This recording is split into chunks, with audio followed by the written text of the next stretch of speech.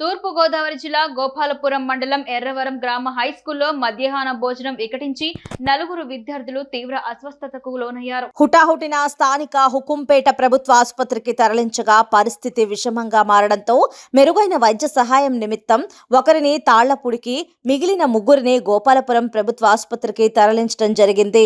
సదరు సంఘటనపై సమగ్రంగా వివరాలు సేకరించడం జరుగుతోందని, తదనుగుణంగా చర్యలు తీసుకోవడం జరుగుతోందని అధికారులు తెలియజేస్తున్నారు. Doctor Durga Bhavani, working as civil assistant surgeon in PHC Hukumpeta.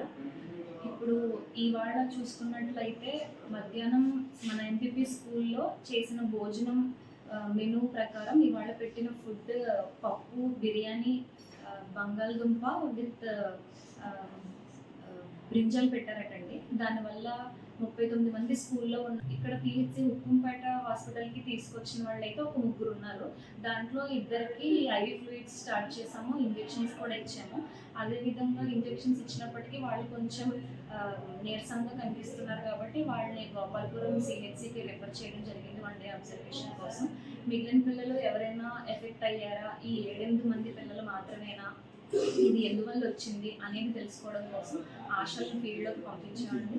ASHAs అందరూ కూడా ఫీల్డ్లో తిరుగుతున్నారు. ఇప్పుడు మన ఎర్రవరంలో ఫీల్డ్లో తిరిగి ఆ రిపోర్ట్ సేకరించి నిజంగా ఇది ఫుడ్ పాయిజనా లేకపోతే వేరే ఏదైనా కారణం చేత పిల్లలకి ఎలా అవుతుందా అనేది ఇన్ఫర్మేషన్ ఇంకా సేకరించడం జరుగుతుంది.